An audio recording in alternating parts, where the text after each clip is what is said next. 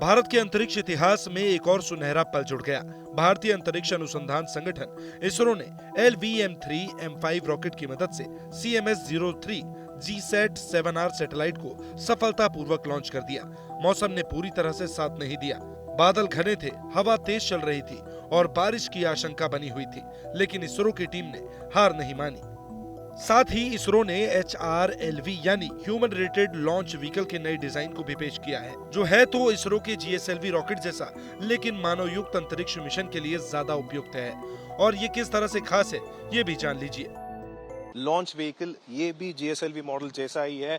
आपको पहला वाला सॉलिड स्टेज है, दूसरा वाला लिक्विड स्टेज है और थर्ड क्रायोजेनिक स्टेज है। पर यहाँ पे ऊपर देखेंगे तो ये जो देख रहे हैं अंदर, इसको बोलते हैं पॉड, और इसके पॉड के अंदर हमारा gaganauts they are getting ready to be launch to the space. और इसमें ये जो देख रहे हैं थ्रस्टर्स यहाँ पे और ऊपर, वो सब कुछ जब ये रॉकेट रेडी असेंबल्ड है और उस वक्त in case of an ejection sequence, उस वक्त उनको बोलते हैं high altitude ejection sequence, low altitude ejection sequence, और उसके लिए ये सब चाहिए। और ये एक नया एडिशन है, इसको बोलते हैं ग्रिड फिन स्टेबलाइजर्स, और ये भी है like as far as I remember इसको ग्रिड फिन स्टेबलाइजर्स बोलते हैं। और जब वो लैंडिंग करेगा ऐसा वैसा, उस वक्त ये चाहिए और ऐसा डिजाइन इस पे भी है। तो ये अभी बोल रहा है कि ISRO is getting ready for the pod launch, high altitude ejection, low altitude ejection और रिकवरी, सब कुछ अभी यहाँ पे तैयार हुआ है। HRLV भारतीय अंतरिक्ष अनुसंधान संगठन इसरो की ओर से विकसित मानव rated launch vehicle, human rated launch vehicle है और इसका इस्तेमाल गगनयान मिशन के लिए किया जाएगा। इसे विशेष रूप से भारतीय अंतरिक्ष यात्रियों को अंतरिक्ष में सुरक्षित रूप से भेजने के लिए डिजाइन भी किया गया है। ये इसरो के सबसे भारी पोलैंड ले जाने वाले रॉकेट LVM-3M5 का ही संस्करण है, जिसे बाहुबली रॉकेट भी कहा जाता है।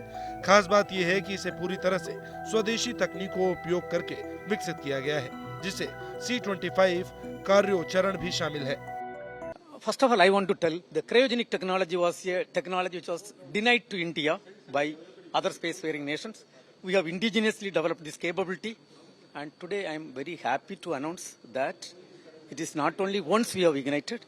After successfully accomplishing the mission, we have restarted the cryogenic thrust chamber alone. That I have to be very frank and open. Only cryogenic thrust chamber, and this will be paving the way for the future, for restarting the cryogenic stage, for accomplishing, for placing multiple satellites in multiple orbit, and also to have mission flexibility. आपको बता दें कि इसरो ने एक ही दिन में रविवार शाम को बाहुबली रॉकेट LVM-3M5 को भी लॉन्च करके इतिहास रचा है, क्योंकि इस रॉकेट के जरिए इसरो ने अपने अब तक के सबसे भारी सैटेलाइट CMS-03 को अंतरिक्ष में भेजने में कामयाबी हासिल की। 4410 किलोग्राम वजन वाले सैटेलाइट को LVM-3M5 रॉकेट के जरिए GTO में भेज दिया गया। ये कम्युनिकेशन सैटेलाइट नौसेना को हिंद महासागर में सुरक्षित संचार और निगरानी सुविधाएं मुहैया कराएगा। In fact, I want to tell there is this rocket capability is 4,200 kg to GTO.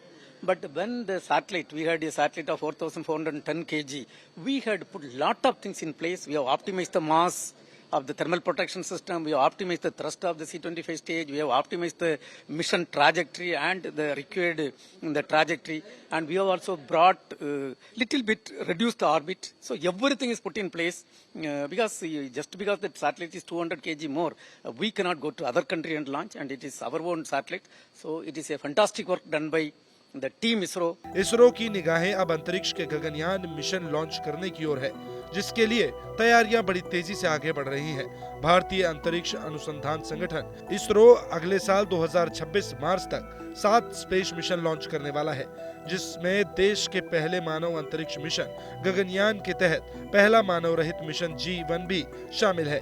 G1 mission को मार्च 2026 से पहले लॉन्च किया जाएगा, जबकि मानव युक्त गगनयान मिशन 2027 की शुरुआत तक अंतरिक्ष में भेजा जा सकता है।